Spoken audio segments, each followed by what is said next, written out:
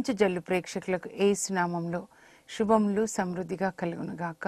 ఈరోజు నమ్మి విధేయించండి అనే అంశాన్ని గురించి ధ్యానించుకుందాం.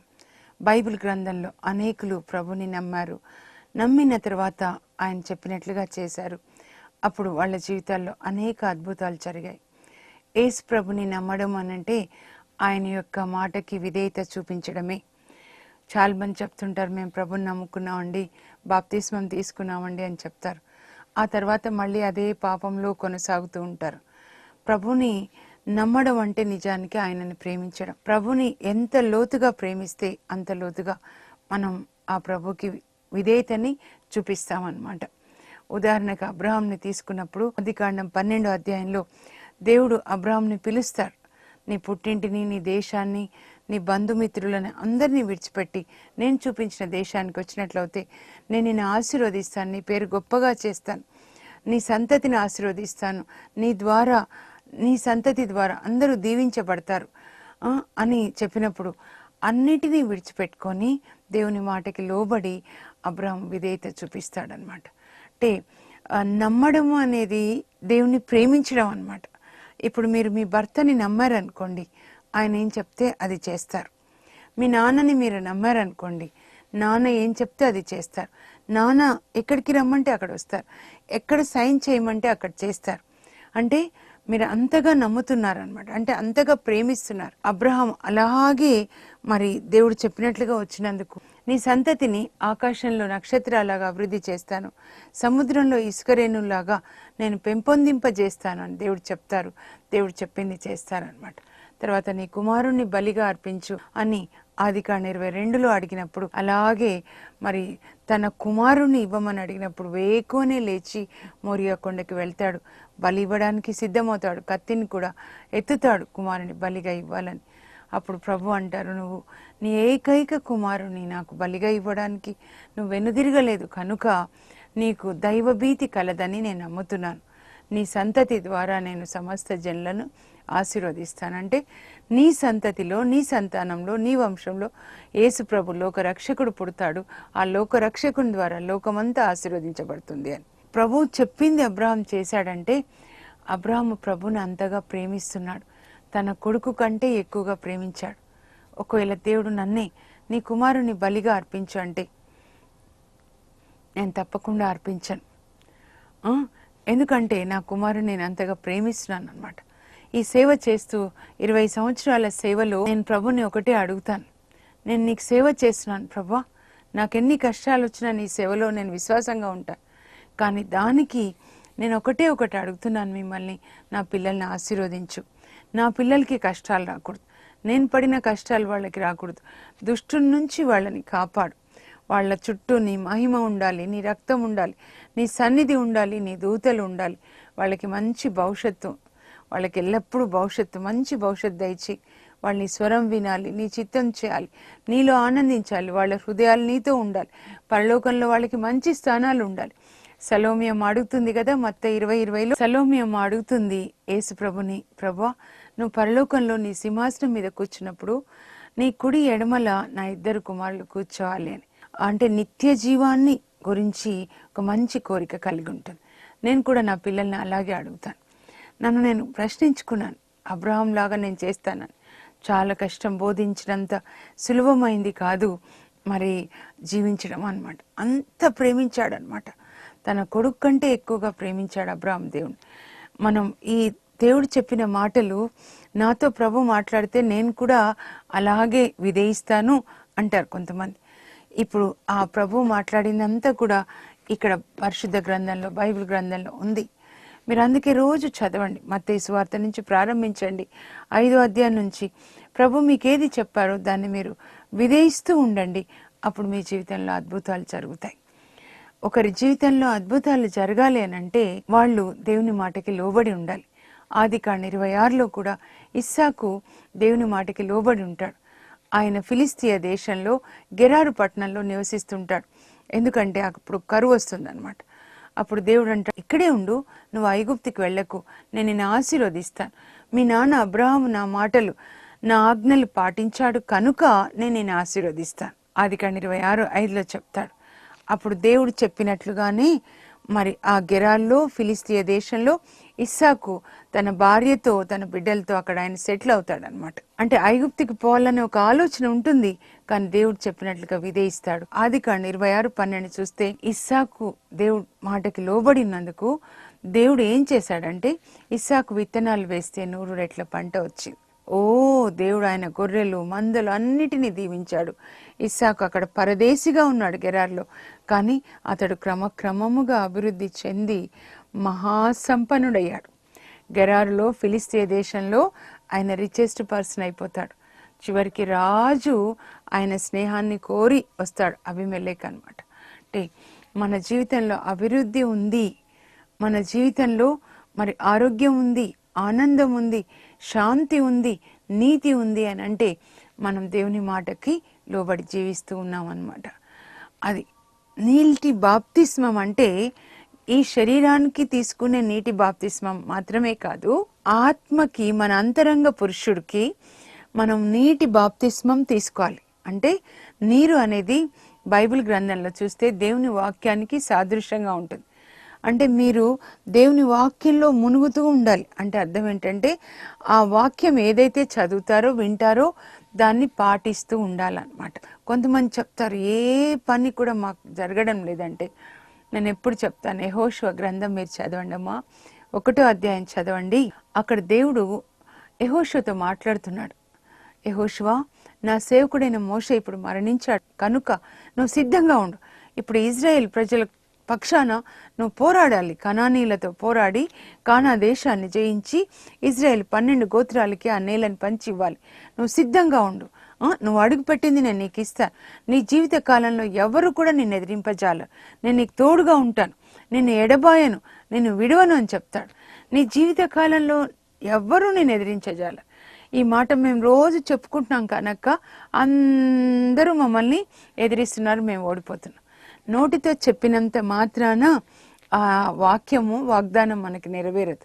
దేవుడు ఎక్కడ వాగ్దానం ఇస్తారో అక్కడ ఒక కండిషన్ ఉంటుంది, మీరు చూడండి. అక్కడ ఏం చెప్తాడంటే, నేను నా సేవకుడైన మోషేకి ఇచ్చిన ధర్మశాస్త్రాన్ని నీవు దివారాత్రంలో పఠించి దానిలో చెప్పిన న్యాయములన్నీ కూడా నీవు పాటించిన ఎడల నువ్వు ఎక్కడికి వెళ్ళినా సరే నేను నీకు జయమిస్తాను అని చెప్పారు. జయానికి ఎన్ని మాటలు చెప్పారంటే, దేవుడిచ్చిన ఈ వాక్యాన్ని దివారాత్రంలో పఠించి మననం చేసుకోవాలి, ధ్యానించాలి. దీని అర్థం ఏంటి అని రొట్టె విరవడం అంటారు అనమాట. అంటే మననం చేసుకోవాలి, అర్థం ఏంటి అని. ఆ తర్వాత దాన్ని పాటించాలి, అప్పుడు ఎక్కడికి వెళ్ళినా కూడా జయం కలుగుతుంది. దావీదు 34వ కీర్తన కానీ మీరు చదవండి. ఇదిగో నీతిమంతులు ఎప్పుడు భిక్షం ఎత్తుకోరు, మరి దుష్టులు లెబనాను వృక్షాల్లాగా ఎదిగినా కూడా ఒకరోజు పడిపోతారు. ఆ దుష్టుల end, wicked peoples end will not be good at all. వాళ్ళు ఈ లోకంలో ఎంత బాగా అనుకున్నా కూడా వాళ్ళ ఎండ్ ఈ లోకంలో వృద్ధాప్యము, శేష జీవితం బాగుండదు. నీతిమంతుల ఎండ్ ఎప్పుడు చాలా బాగుంటుంది, అది గుర్తుపెట్టుకోవాలి మనం.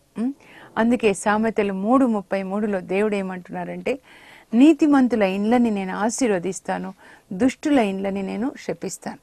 బైబిల్లో మీరు సామెతల గ్రంథం కానీ మరి కీర్తనల గ్రంథం చదివితే అక్కడ దావీదు కూడా దుష్టులు నీతిమంతులు, అంటే నీతిమంతుల్ని దేవుడు ఆశీర్వదిస్తారు, దుష్టులని దేవుడు మరి శిక్షిస్తారు అని ఉంటుంది అనమాట. వాళ్ళు ఎప్పుడు అభివృద్ధిలోనికి రారు, ఎందుకంటే దేవుని మందలో వాళ్ళు లేరు. అదే మాట యేసు ప్రభు చెప్తారు చూడండి, మత్తయి సువార్త 25వ అధ్యాయంలో. ఆయన ఈ లోకంలో చివరిగా చాలా విషయాలు బోధిస్తాడు అనమాట. మత్తయి సువార్త 24వ అధ్యాయం నుంచి చూసినట్లయితే ఆయన చాలా విషయాలు బోధిస్తారు. మంగళవారం రోజున అనమాట. ఆ చివరి వారంలో యెరూషలేంలో ప్రవేశించిన తర్వాత అక్కడ ఏమంటారంటే, నేను మహామహిమతో నా దూతలతో వచ్చినప్పుడు ప్రజలందరినీ కూడా దేవదూతలు 2 గ్రూప్స్గా చేస్తారు. నా కుడివైపున గొర్రెలు, ఎడం వైపున మేకలు ఉంటాయి. మరి కుడివైపున ఉన్న వాళ్ళతో నేను చెప్తాను, రండి నా తండ్రి మహిమలో మీరు పాలు పంచుకొనండి. నేను ఆకలిగా ఉన్నప్పుడు మీరు అన్నం పెట్టారు, నాకు బట్టలు లేనప్పుడు బట్టలు ఇచ్చారు, రోగిగా ఉన్నప్పుడు మీరు సందర్శించారు. కానీ ఎడం వైపున వాళ్ళతో చెప్తారు, దుష్టులారా పొండి, మీ కొరకు సిద్ధం చేయబడిన నిత్య నరకాగ్నికి వెళ్ళండి అని చెప్తూ ఉన్నారు అనమాట. కనుక మనం ఎప్పుడు కూడా మాటకి విధేయించాలి, దేవుని మాట. ఆకలేని వాళ్ళకి అన్నం పెట్టాలి, బట్టలు లేని వాళ్ళకి బట్టలు ఇవ్వాలంటే కొంతమంది చెప్తున్నారు మనం చేసే నీతి క్రియలు అన్నీ కూడా మురికి బట్టలు లాంటివి. అవి ఎప్పుడు మురికి బట్టలు లాంటివి అనంటే మనకి రక్షణ అనేది నీతి క్రియల వల్ల రాదు. రక్షణ యేసు ప్రభు ద్వారానే వస్తుంది. ఆయన తన శిలువ మరణం ద్వారా మనల్ని రక్షించాడు. ఆయన పరిశుద్ధ రక్తము మనల్ని ప్రతి పాపం నుంచి కడిగేస్తుంది. ఆ రక్తమే మనల్ని శుద్ధి చేస్తుంది, మనకి నిత్య జీవాన్ని ఇస్తుంది అన్నమాట. దానితో పోల్చినప్పుడు మన నీతి క్రియలు మనల్ని ప్రతి పాపం నుంచి కడిగేయవు. యేసు ప్రభు ద్వారా తప్ప ఎవరు పరలోకానికి వెళ్ళరు. నేనే మార్గం, సత్యం, జీవం అని చెప్పారు. అయితే యేసు ప్రభువుని నమ్ముకొని ఆయన రక్తంలో కడగబడిన తర్వాత, ఆయన పరిశుద్ధాత్మని పొందిన తర్వాత, పరిశుద్ధాత్మ మనల్ని యేసు ప్రభు రూపంలోనికి మారుస్తారు. ఆయన లక్షణాలు మనలో వచ్చేటట్లుగా, మనలో ఫలించని ప్రతి ఒక్క తీగని కత్తిరించి ఫలించే తీగల్ని ఆయన సరిచేస్తాడనమాట. యేసు ప్రభులాగా ఫలించాలి. ఫలాలంటే ఏమిటి? ఆత్మ ఫలములు ఏవనా? ఆ ప్రేమ, మంచితనము, ఓర్పు, సహనము, ఇవన్నీ కూడా ఉంటాయన్నమాట. 9 ఆత్మ ఫలాల గురించి చెప్తారు. ఆ ఫలాలు మనం ఫలించాలి. ప్రేమ అనేది ఆ ఫలం లేకపోతే ఎలా? చూడండి, యేసు ప్రభు ఈ చివరి వారంలో, ఆదివారంలో మరి యెరూషలేములోకి ప్రవేశించి, యెరూషలేములో తర్వాత ఆయన సాయంకాలానికి ఎప్పుడు కూడా బెతానియాకి వెళ్ళి మార్తా మరియ వాళ్ళ ఇంట్లో ఉంటారు. ఉదయం మళ్ళీ బెతానియా నుంచి యెరూషలేంకి వస్తూ ఉంటారు అనమాట, దేవాలయాన్ని శుద్ధి చేయడానికి. సోమవారం ఆయనకి ఆకలేస్తుంది అనమాట. అప్పుడు అంజూరం చెట్టును చూస్తాడు. కాయలు ఉంటాయేమో తీసుకొని కోసుకొని తిని ఆకలి తీర్చుకోవాలి. అప్పుడు ఆ చెట్టు పచ్చగా ఉంటుంది, ఆకులే కానీ కాయలు లేవు. అప్పుడు శపిస్తాడు, ఈ చెట్టు మళ్ళీ ఎప్పుడు కూడా ఫలించకుండానుగాక అని చెప్పనమాట. పచ్చగా ఉంది అంటే అర్థం ఏంటంటే ఈ లోకంలో మనం చాలా పచ్చగా ఉన్నాం. దేవుడు మనల్ని ఎంతగానో ఆశీర్వదించారు. కానీ ఆకలైన వాళ్ళు తినడానికి ఒక్క చిన్న ఫలం కూడా మీ దగ్గర లేదనమాట. ఆత్మ ఫలములు ప్రేమ, పేదవాళ్ల పట్ల, ఆకలైన వాళ్ళ పట్ల ప్రేమ లేదు. ఈ విషయాన్ని ఎందుకు చెప్పరు అని నేను అనుకుంటాను. యేసు రక్తం తప్పకుండా మనల్ని శుద్ధి చేస్తుంది. కానీ శుద్ధి చేయబడిన తర్వాత నువ్వు యేసు ప్రభులాగా కరుణ కలిగి జీవించాలి. అందుకనే శపించేస్తాడనమాట. ఎవరు కూడా ఈ చెట్టు ఎప్పుడు ఫలించకుండాను గాక, అంటే ఇంకా ఎవరికి కూడా ఆశీర్వాదకరంగా ఉండకుండాను గాక. సో మనం అట్లా జీవించకూడదు అనమాట.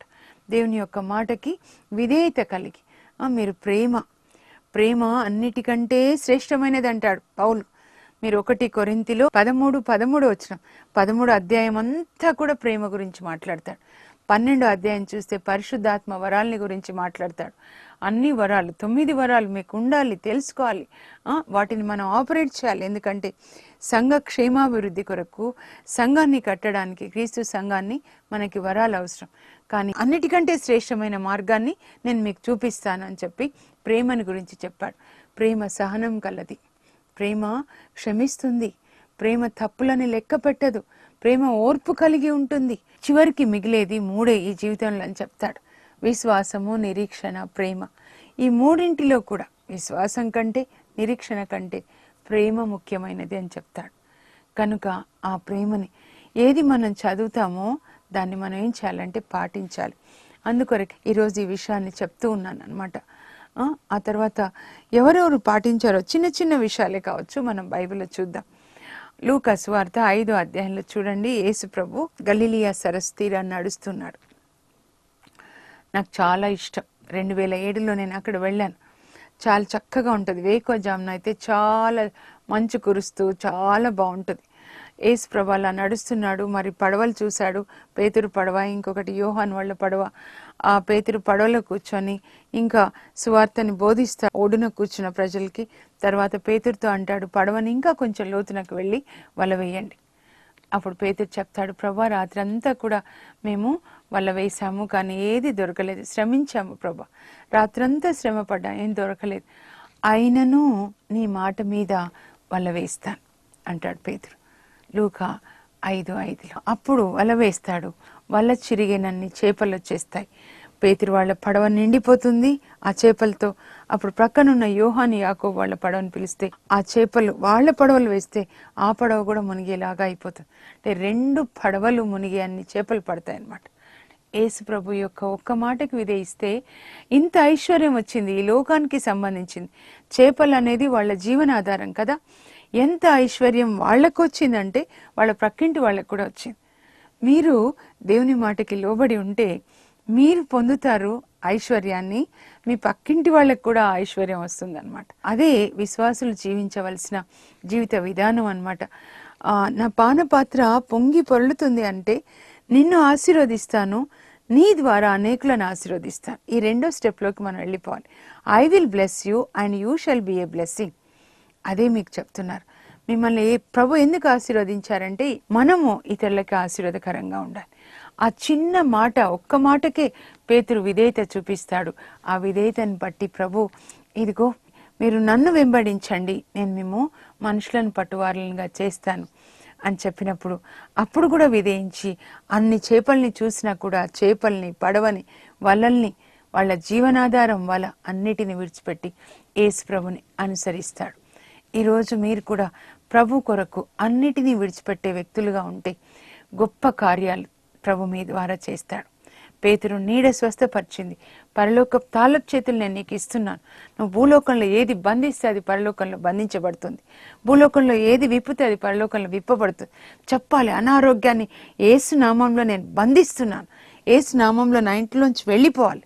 యేసు ప్రభుకి చెందిన కుటుంబం ఇది చెప్పుకోవాలి. నేను కూడా చెప్తాను, మా పిల్లలు దేవుని బిడ్డలు, నువ్వు తాకడానికి వీల్లేదు, నీ అధికారం కొట్టేసినాను సైతాను, నువ్వు ఇచ్చే అనారోగ్యాన్ని నేను కొట్టేసినాను యేసు నామంలో. యేసు పొందిన దెబ్బల ద్వారా మాకు స్వస్థత. యేసు ప్రభు ఈ ఇంటికి పెద్ద, ఈ ఇంటికి అధికారి, ఈ ఇంటికి ప్రభు. ఆయన he is the Lord of lords, he is the king of kings, he is my good shepherd, నాకు మంచి కాపరి. ప్రొద్దున లేచిన తర్వాత కూడా చెప్తాను. ప్రతి గదిలోకి వెళ్ళి మీరు చెప్పాలి, ఈ ఇల్లు యేసు ప్రభు ఇల్లు, నా భర్త యేసు ప్రభు బిడ్డ, నా పిల్లలు యేసు ప్రభు బిడ్డలు, మా కుటుంబం యేసు ప్రభుకి చెందింది. యేసు ప్రభు యొక్క శాంతి, సమాధానం, ఆరోగ్యం మా ఇంట్లో ఉంటాయి. సైతాను నీకు చెందినటువంటి ఆ చీకటి శక్తులు కూడా మా ఇంటిని వదిలి పాతాళలోకంలో వెళ్ళమని యేసు నామంలో ఆజ్ఞాపిస్తున్నాను. నాలుకతోటి మనం ప్రకటించుకోవాలి. అప్పుడు దేవుని యొక్క అధికారం మన మీద ఉంటుంది, దేవుని రక్షణ మనకు ఉంటుంది, దేవుని ఆశీర్వాదాలు మనం పొందుతాం అన్నమాట. నేను ధ్యానిస్తున్నప్పుడు చిన్న చిన్నవి చెప్పమ్మన్నారు ప్రభు. మార్కు స్వార్థ 3వ అధ్యాయం 1-5 వరకు యేసు ప్రభు ఆ రోజు విశ్రాంతి దినం ప్రార్థనా మందిరంలో ఉంటాడు, సినగోగ్లో అన్నమాట. అప్పుడు అక్కడ ఒక ఊచ చేయగలవాన్ని చూస్తాడు. చూసి యేసు ప్రభు అంటాడు, నీ చేయి చాచు అంటాడు అనమాట. అప్పుడు ఆయన చాస్తాడు, వెంటనే అతనికి స్వస్థత కలుగుతుంది అనమాట. పుట్టినప్పటి నుంచి ఊచ చేయి ప్రభు నేను చాచులేను అనలేదు, చాచాడు, స్వస్థత కలిగి. చిన్న విధేయత అనమాట. అలాగే మీరు యోహాను స్వార్థ 9వ అధ్యాయంలో చూస్తే ఒక యేసు ప్రభు అలా వెళ్తున్నారు మార్గ మధ్యాన, చూడండి నడిచి వెళ్తున్నారు, విశ్రాంతి దినం అనమాట. ఆ రోజు కూడా వాక్యం చెప్పడానికి వెళ్తున్నారు, చుట్టూ శిష్యులు ఉన్నారు. ఆ దారి ప్రక్కన కూర్చుని ఉంటాడు పుట్టు గుడ్డివాడు. ఈయన భర్తిమైలాగా ఆయన ఏం అడగలేదన్నమాట, యేసు దావీదు కుమారుడా నన్ను కరుణించు, నాకు దృష్టినివ్వని కూడా అడగలా. వీళ్ళే శిష్యులే కలగజేసుకొని, నేను అనుకుంటాను పేతురే ఎప్పుడు మొదలు పెడతాడనమాట, మిగతా వాళ్ళు తొందరగా మాట్లాడారు. పేతురు చిన్న పిల్లలాగా ఓపెన్గా ఉంటాడు. ప్రభా ఈయన గుడ్డివాడిగా ఎందుకు పుట్టాడు ప్రభా? వీళ్ళ తల్లిదండ్రులు తప్పు చేశారా, లేకపోతే ఇతను తప్పు చేశాడు? ఎవరు పాపం వెళ్ళి ఇలా పుట్టాడు? ఎవరు చేయలేదు, దేవుని మహిమ ఇతన్ని ఎందుకు కనపడడానికి ఇలా ఇతడు పుట్టాడు అని చెప్పేసి అప్పుడేం చేస్తాడంటే యేసు ప్రభు ఉమ్మి తీసుకొని ఆ నేల మీద ఉమ్మి వేసి ఆ మట్టిని తీసుకొని ఆ ఉమ్మిలో కలిపేసి ఒక ముద్దలాగా తీసుకొని గుడ్డివాడిని కళ్ళకి రాసేసి చెప్తాడు, నీవు ఇప్పుడు వెళ్ళి సిలోయము అనే లోయలో కడుక్కో. యోహాను 9:5. అప్పుడు వాడు అట్లే వెళ్ళి సిలోయము అనే లోయలో కళ్ళు కడుక్కుంటాడు. వెంటనే దృష్టి వచ్చేస్తుంది. యేసు ప్రభు ఇలా అనొచ్చు కదా, లేకపోతే మీరు భర్తిమై చూడండి నువ్వు విశ్వసించినట్లు జరుగును గాక అన్నాడు. లేదా ఇలా అనొచ్చు, నీ కంటి చూపు వచ్చును గాక అని నోటి మాటతో చేయొచ్చు. ఎందుకంటే విశ్వాన్ని అంతా ఆయన నోటి మాటతోనే చేశాడు. కానీ అక్కడ విధేయత, చిన్న చిన్న విధేయతలే. వెళ్ళి అక్కడ కడుక్కో సిలోయము అనే లోయలో. అప్పుడు వెళ్ళి కడుక్కుంటాడు, అతనికి దృష్టి వస్తుంది. ఆ తర్వాత ఒక పెద్ద ఇది చేస్తారు అనమాట. అక్కడ ఒక పెద్ద ప్రాబ్లం లాగా, సమస్య లాగా చేసి ఈయన విశ్రాంతి దినాన మరి స్వస్థపరిచాడు అని తర్వాత ఆ పరిసయ్యులు, ధర్మశాస్త్ర బోధకులు అందరూ చాలా పెద్ద గొడవ చేస్తారు. కానీ విధేయత అనమాట. అలాగే యోహాను సువార్త 2వ అధ్యాయంలో యేసు ప్రభు కానాపల్లి పెళ్లికి వెళ్తారు. అక్కడ శిష్యులతో కలిసి వెళ్తారు. వాళ్ళ అమ్మ కూడా మరి తల్లి ఉంటారు. మరి ద్రాక్షారసం పెళ్ళికి వచ్చిన వాళ్ళకి ఇస్తారు, మనం కూల్ డ్రింక్స్ ఇచ్చినట్లే. మరి సగం మందికి ఇవ్వగానే ఆ ద్రాక్షారసం అయిపోయి ఉంటుంది. అప్పుడు యేసు ప్రభు తల్లి మరియ తల్లి యేసు ప్రభు దగ్గరికి వెళ్ళి, నాయన వాళ్ళకి ద్రాక్షరసం లేదు అని అంటుంది. మీరు ఆ మరియ తల్లి హృదయాన్ని చూడండి. పెళ్ళికి ఎంతోమంది వచ్చారు, వాళ్ళు తింటూ మాట్లాడుకుంటూ ఉండొచ్చు అనమాట, త్రాగుతూ ఉండొచ్చు, కానీ వాళ్ళకేం పట్టట్లేదు. కానీ ఆ పెళ్ళి పెద్దల గౌరవం పోతుంది, వాళ్ళ గౌరవాన్ని నిలపాలి. వాళ్ళు బాధపడుతుండొచ్చు పెళ్లి పెద్దలు ఏం చేయాలని. వాళ్ళ సమస్య పరిష్కరించడానికి తను సమస్యని యేసు ప్రభు దగ్గరికి తీసుకొస్తుంది. అది నేను చెప్పాలని అనుకుంటున్నాను అనమాట. ఆమె హృదయం కూడా చూడండి, వేరే వాళ్ళ కొరకు బాధపడుతుంది, వేరే వాళ్ళ కొరకు యేసు ప్రభుని అడుగుతుంది అనమాట. మనం కూడా అలా ఇతరుల అవసరాల కొరకు మనం ప్రార్థించడం నేర్చుకోవాలి. మన దేశ నాయకుల కోసం, మన యవనస్తుల కొరకు, ఇప్పుడు ఇజ్రాయెల్ దేశం కోసం, యెరూషలేం కొరకు మనం ప్రార్థించాలి. మన పిల్లల కోసం ఫేస్బుక్ చూసి పాడైపోతున్నారు, ప్రార్థించండి. రోగుల కొరకు ప్రార్థించండి. అమ్మా అది నాకెందుకు నీకెందుకు మనకెందుకమ్మా, అందరిలాగా పెళ్ళికి వచ్చేసాము, అందరు తింటున్నారు, అందరు తాగుతున్నారు, మనం కూడా అలాగే ఉండొచ్చు కదమ్మా. కానీ మరియ తల్లి ఊరుకోలేదు. అక్కడ పని వాళ్ళ దగ్గరికి వెళ్ళి ఆయన చెప్పినట్లు చేయండి అని చెప్తే అప్పుడు వాళ్ళు వెళ్తారు. అమ్మగారు చెప్పారు, మీరేం చెప్తారు చేయమని, ఏం చేయాలండి చెప్పండి అని అడుగుతారు. అప్పుడు అక్కడ 6 బాణలు ఉంటాయి, ఆ బాణల్ని నీటితో నింపండి అని చెప్తే వాళ్ళు అలాగే నీటితో నింపుతారు. నీటితో నింపారు, వాళ్ళు విధేయించారు. అక్కడ వాళ్ళు నింపింది మామూలు నీళ్ళే, కానీ అవి ద్రాక్షరసంగా మారిపోతాయి. అద్భుతాలు జరుగుతాయి విధేయతకి అనేది చెప్పాలి అని నేను ఆశపడుతున్నాను అనమాట. ఈ రోజంతా మీరు ఎప్పుడైతే బైబిల్ గ్రంథంలో ఒక వాక్యానికి విధేయత చూపిస్తారో మీకు గొప్ప అద్భుతాలు జరుగుతాయి.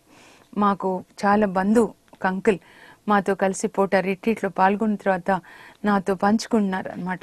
అమ్మ నేను పోటాకు వెళ్ళిన తర్వాత అక్కడ వారం రోజులు రిట్రీట్లో పాల్గొన్న తర్వాత నేను త్రాగొద్దని నిర్ణయించుకున్నానమ్మా. ఎందుకంటే అక్కడ చెప్పారు, ఈ మన దేహం దేవుని ఆలయము, దేవుడు మనలో నివసిస్తారు కనుక మనం త్రాగొద్దని నిర్ణయించుకున్నానమ్మా అని చెప్పారు. తర్వాత ఆ వడకం నుంచి వచ్చిన తర్వాత త్రాగడం మానేశారు. తర్వాత దేవుడు ఆయనను ఎంతగా దీవించారనంటే ఆయన అనేక మందికి దీవెనకరంగా మారారనమాట. పేదవాళ్ళని చదివించడానికి, చర్చెస్ కట్టడానికి చాలా క్యాథలిక్ చర్చ్లో చాలా హెల్ప్ చేశారు అంకుల్. నాకైతే చాలా సంతోషం అనిపించింది అనమాట. చాలా మందిని తీసుకొని వెళ్ళే అలవాటు నాకు ఉండింది. నేను కూడా అక్కడ పోటాలో ధ్యానంలో పాల్గొంటున్నప్పుడు పరిశుద్ధాత్మ పొందాను. ప్రభువు నాకు పరిశుద్ధాత్మనిచ్చారు. ఆయన కల్వరి దర్శనాన్ని నాకు చూపించారు. నేను ఏ అనుభవం పొందానో యేసు ప్రభుతో అందరూ పొందాలని నా కోరిక అనమాట. చూడండి, బైబిల్ గ్రంథంలో త్రాగకూడదు అనేది ఆయన విన్నాడు, చదివాడు, చదివిన తర్వాత విధేయించాడు. ఒకప్పుడు మామూలుగా తన లివింగ్కి కష్టమయ్యేవాడు. ఇప్పుడు ఆయన క్రింద ఆయన అనేక వేల మందిని చదివించడానికి, పోషించడానికి అంత పట్టలేనంత ఐశ్వర్యాన్ని ఇచ్చారనమాట. ఒక చిన్న వాక్యము మీరు విధేయించండి. ఇప్పుడు మీరు బైబిల్ తీసుకొని చదివి ప్రభు మీతో ఏది మాట్లాడతారో దాన్ని మీరు విధేయించండి. 2 తిమోతి 3:16 అక్కడ పౌలు ఏమని రాస్తాడంటే, పరిశుద్ధ గ్రంథం అంతా పరిశుద్ధాత్మ ప్రేరణచే వ్రాయబడి మనల్ని సత్య మార్గంలో నడిపించడానికి, దోషంను ఖండించడానికి, తప్పును సరిదిద్దడానికి, అలాగే నీతిని బోధించడానికి వ్రాయబడింది అని చెప్తున్నాడు. ఈ 4 విషయాలు మనందరిలో జరగాలి. దేవుని వాక్యం మనం చదివిన తర్వాత దీని ద్వారా ప్రభు నాకేం బోధిస్తున్నారు, నా విషయంలో ఏ తప్పు ఖండిస్తున్నారు, ఏ తప్పు సరిదిద్దుతున్నారు, ఏ దోషాన్ని ఖండిస్తున్నారు, నేను ఏ మార్గంలో నడవాలో నాకు బోధిస్తున్నారు, ఎలాంటి నీతిని బోధిస్తున్నారు. ఈ 4 అంశాలు మీరు కొంచెం చదివి ఈ 4 అంశాలు వాటిలో మీరు చూసుకోనండి అనమాట. పేతురు పడవ లోపలికి తీసుకెళ్ళు అని చెప్పాడు, అంటే విధేయించాడు. నన్ను వెంబడించండి అంటే వలల్ని పడవల్ని విడిచిపెట్టి ప్రభుని వెంబడించాడు, అంటే భార్య పిల్లల్ని విడిచిపెట్టి వెంబడించాడు. ఆ రాతి బాణల్ని నీటితో నింపండి అని చెప్తే కానాపల్లిలో పని వాళ్ళు చేశారు, అక్కడ అద్భుతం జరిగింది. మీరు ఇప్పుడు బైబిల్ చదువుతూ మీరు ఏది చదువుతారో చదువుతున్నప్పుడు ప్రభువు మీతో మాట్లాడుతున్నారు వాక్యం ద్వారా, దాన్ని విధేయించండి. కొలొస్సీ 3 చెప్తున్నాను నేను, 21 నుంచి మీరు చదివితే అక్కడ పని వాళ్ళు మీరు మీ మనుషులు చూస్తున్నప్పుడు మీ వాళ్ళ కొరకు, అధికారుల కొరకు కాక దేవునికి సేవ చేస్తున్నాం అన్నట్లుగా మీ పనిని యథార్థంగా చిత్తశుద్ధితో చేయండి. ఎందుకంటే మీకు ప్రతిఫలం ఇచ్చేది దేవుడే. దేవుడు మనలో ఉన్నాడు. అలాగే పరిశుద్ధాత్మ మొత్తం భూమి అంతా ఉన్నారు కనుక మనల్ని ఎప్పుడు గమనించేది ఆయన, మనకి బహుమతి ఇచ్చేది ఆయన. అందుకే పరిశుద్ధాత్మ దేవుడు మరియు మీరు నాకు సాక్షులు అంటారు యేసుప్రభు. ఈ భూమి చుట్టూ తిరుగాడుతున్న పరిశుద్ధాత్మ సర్వాంతర్యామి మనకి సాక్ష్యం అన్నమాట. కాబట్టి మీరు ఈ పరిశుద్ధ గ్రంథాన్ని రోజు చదవాలని, చదివిన దాన్ని మీరు పాటించాలని నా యొక్క కోరిక. ప్రార్థన చేసుకుందాం. పరలోకపు మా తండ్రి, మీ పరిశుద్ధ నామమునకు స్తోత్రం కలుగును గాక. ప్రభువా, యేసయ్యా, మీరు యోహాను 14:16 చెప్పారు, మీరు నన్ను ప్రేమిస్తే నా ఆజ్ఞలు పాటిస్తారు. నేను తండ్రిని ప్రార్థిస్తాను, ఆయన మీతో ఎల్లప్పుడూ ఉండడానికి ఆదరణకర్తని మీకు ఇస్తాడు. ఆయన సత్యస్వరూపి అయిన ఆత్మ. లోకం ఆయనను ఎరుగదు కనుక ఆయనను పొందజాలదు. మీరు ఆయనను ఎరుగుదురు కనుక ఆయనను మీరు పొందుతారు. ఆయన మీలో నివసిస్తాడు, ఆయన మిమ్మల్ని నడిపిస్తారు అని చెప్పారు. ప్రభా నాయనా, అయ్యా, మేము మీరు చెప్పినటువంటి ప్రతి మాట బైబిల్ గ్రంథంలోది చదివి దాన్ని పాటించేటట్లుగా, దాని ప్రకారం జీవిస్తూ, వాక్య వెలుగులో జీవిస్తూ మా జీవితాల్ని కట్టుకోవడానికి, మా తప్పుల్ని తెలుసుకొని వాటిని సరిదిద్దుకొని నీతి మార్గంలో నడిచే కృప మాకు దయచేయండి. మా ఆత్మీయ కన్నులు తెరవండి ప్రభా నాయన. బైబిల్ చదివి దాన్ని పాటించే పరిశుద్ధాత్మ అభిషేకం అందరి మీదకి వచ్చును గాక. యేసు నామంలో అడుగుచున్నాం తండ్రి, ఆమేన్. ఈ సంవత్సరం మీకు బైబిల్ ఇయర్గా ఉండును గాక. బైబిల్ గ్రంథాన్ని పఠించి పాటించి ప్రకటించే కృప దేవుడు మీకు ఇచ్చుదురుగాక. ఈ సందేశాన్ని మీకు అందించిన వాళ్ళు Mary Reddy aunty from Vizag. దేవుడు ఆంటీని, ఆమె కుమారులను, కోడళ్ళని, మనవాళ్ళని ఆశీర్వదించి కాచి కాపాడుదురుగాక. God bless you. For information, please contact us. Our address, Mrs. Jacinta Rani, 214 Pavani Estates, near St. Anthony's High School, Himayat Nagar, Street number 8, Hyderabad 29.